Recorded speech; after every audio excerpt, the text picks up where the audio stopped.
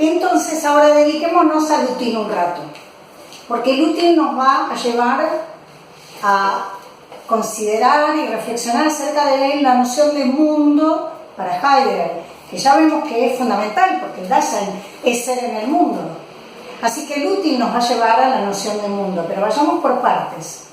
Ya vimos que útil es la pizarra, la fibra, los lentes, todos esos son útiles.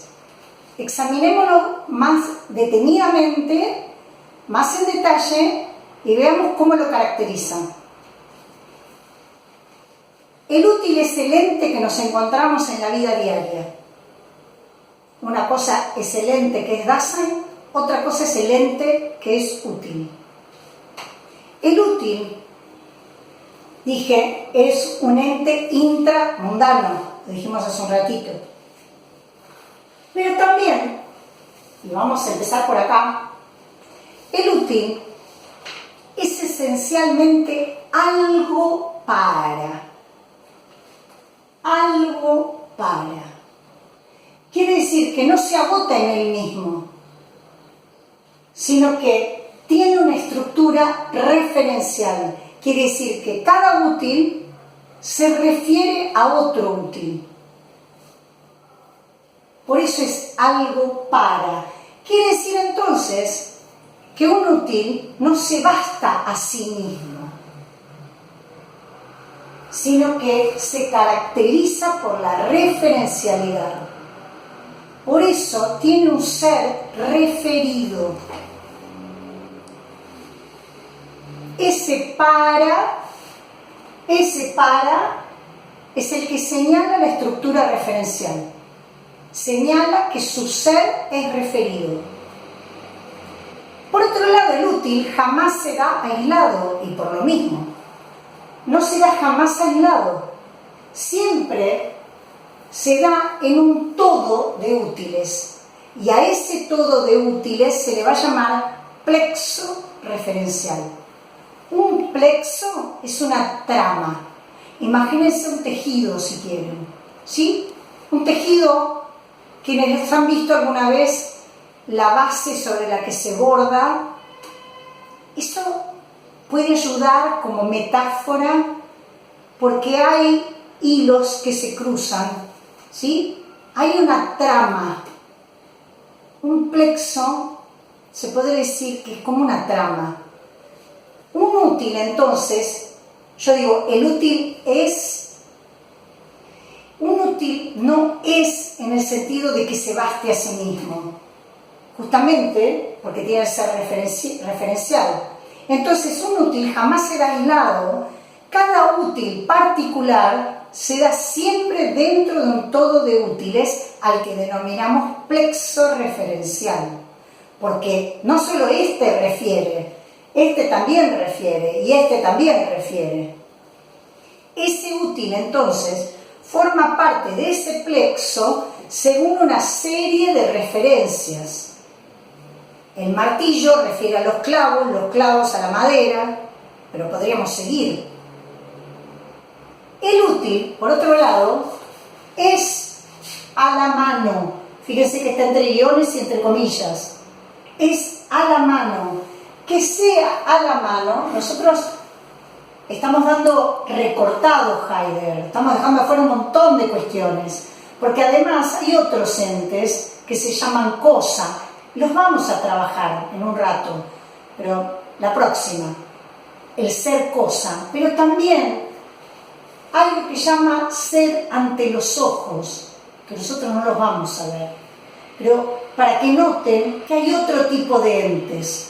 Dasein es un tipo de ente, el útil es otro tipo de ente, la cosa es otro tipo de ente, la obra de arte va a ser otro tipo de ente, el ser ante los ojos es otro. ¿Bien?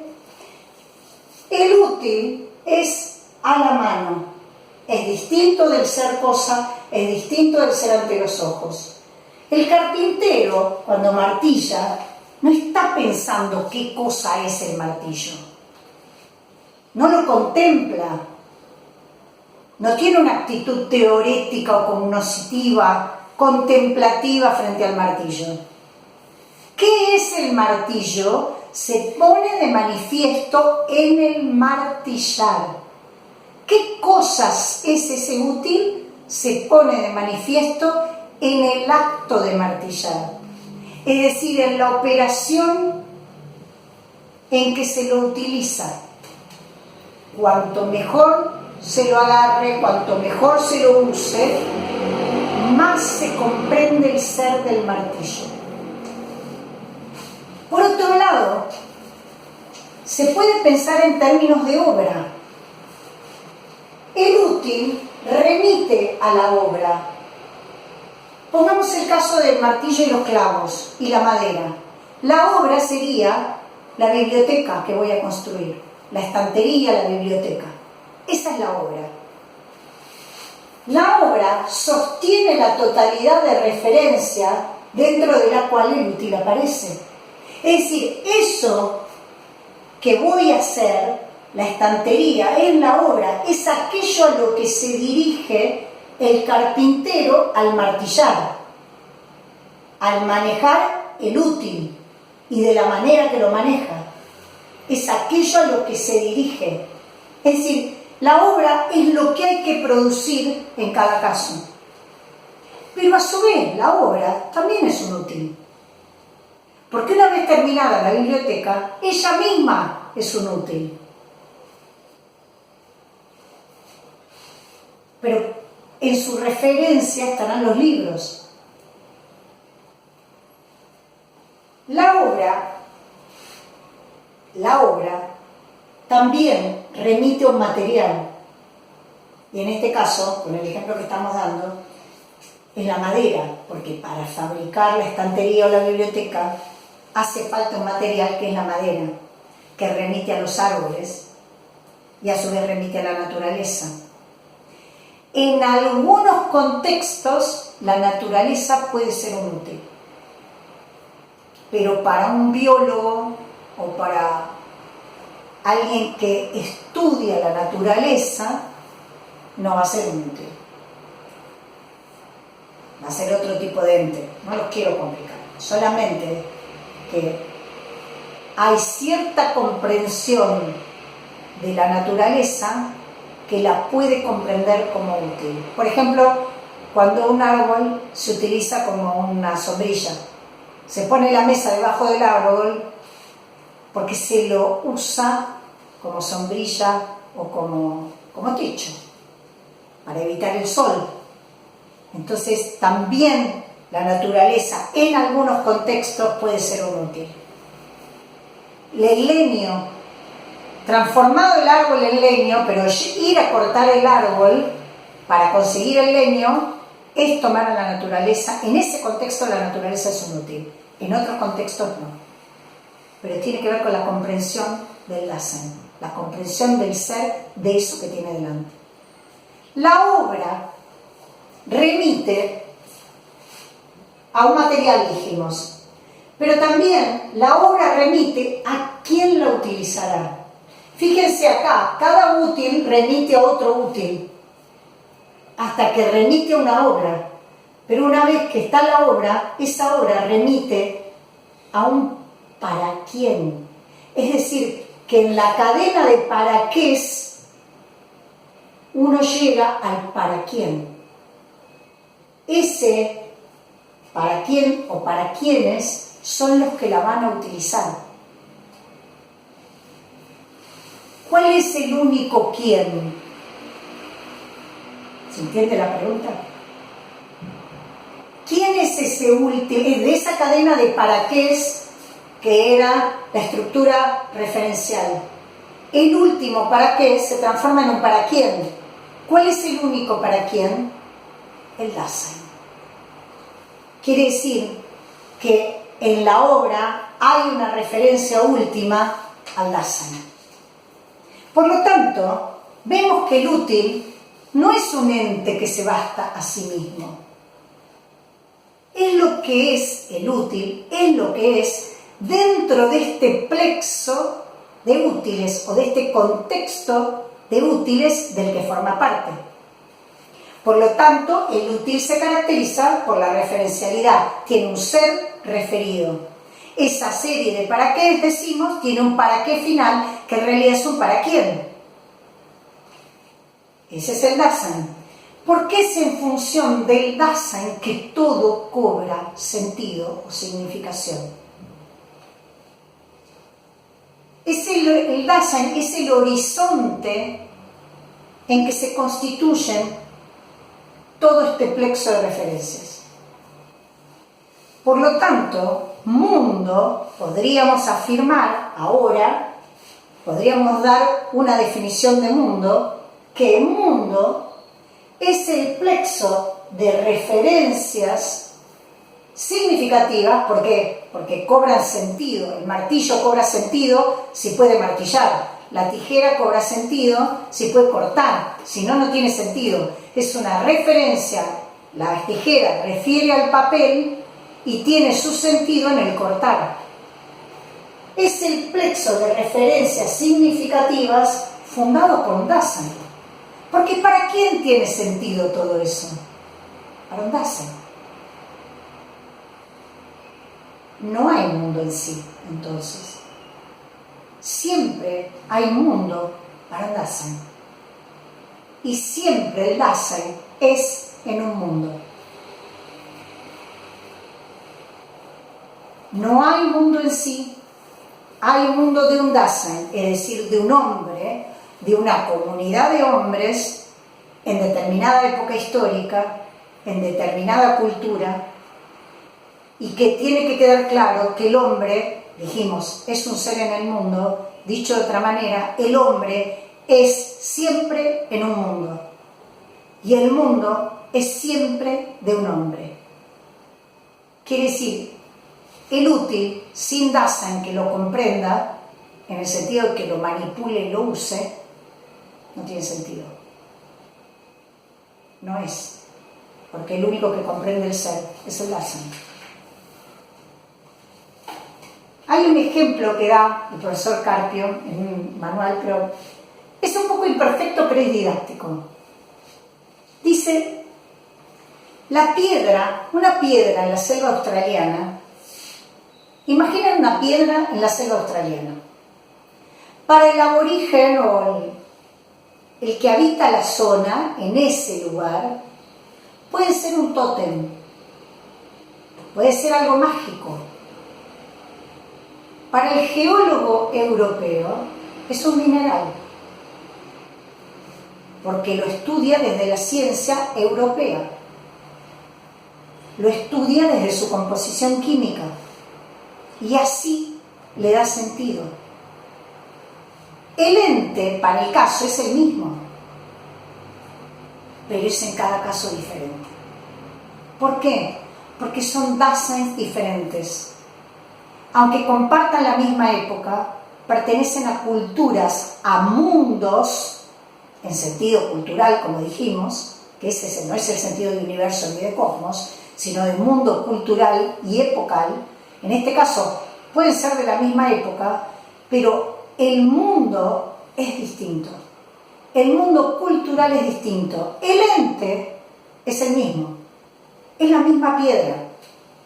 Solo que se comportan respecto de la piedra, ellos dos, de modo diferente, y la comprenden de modo diferente. Como nosotros estamos, esto no lo dice Heidegger, lo agrego yo, como nosotros estamos colonizados europeamente, y el paradigma de ciencia que tenemos es fuerte, por la colonización cultural europea que tenemos, tendemos a decir, sí, pero en realidad es un mineral. Como si el que habita la zona se estuviera equivocando, o hay cierta desestimación por lo que él cree, por lo mágico. Pero es porque nosotros estamos colonizados con ese paradigma donde la ciencia está estimada. La piedra es siempre la piedra. Nosotros decimos sí, pero en realidad es un... Pero en realidad nada. En realidad nada. Todo lo que tenemos para afirmar tiene que ver con la comprensión del ser respecto del contexto cultural del que al que pertenecemos. Lo mismo la época. Las épocas han considerado situaciones o manifestaciones de una manera, han cambiado la época y se ha considerado de otra. Siempre creemos que la verdad es, antes creían esto, pero ahora se descubrió tal y tal cosa. Tendemos a defender el contexto cultural al que pertenecemos como si esa fuera la verdad. ¿No huele a Nietzsche? Los velos de Maya, las formas de la mentira para comprender. Acá están los distintos velos, ¿no? Pero manifestados de otra manera y desde otro lugar. El mundo, les pregunto, ¿el mundo supone los entes? Repito y pausen si quieren. ¿El mundo supone los entes? No. El mundo no supone los entes. Si el mundo supusiera los entes, el mundo sería suma de entes. Lo digo de otra manera. Sería la idea de que primero hay entes y después hay mundo. Pero si yo pensara así, esos entes que se dieron en el vacío, no es la manera en que está pensando Heidegger. Si pensáramos así, pensaríamos que el mundo es una ensaladera y vamos poniendo los entes, porque ya los teníamos de antes. Pero no.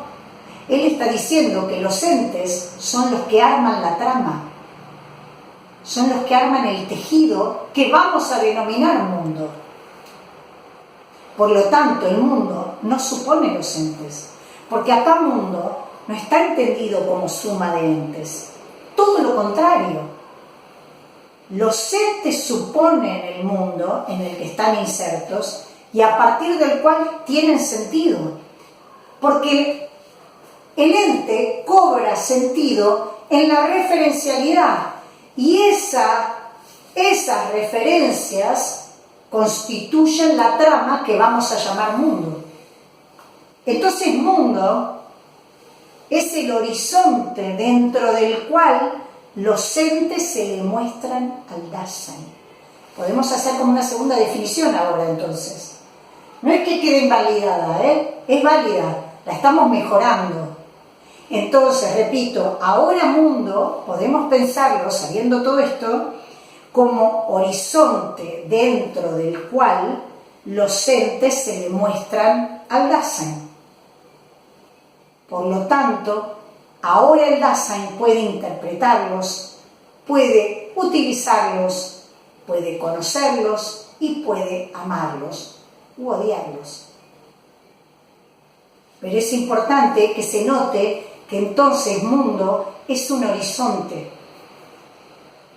Y ahora se entendería, o debería entenderse mejor, que no hay mundo sin Dasein. Porque ¿para quién habría mundo? ¿Quién comprendería el sentido? ¿Quién comprendería el ser del martillo si no hay Dasein? Entonces, no hay mundo sin Dasein, de la misma manera que no hay Dasein sin mundo.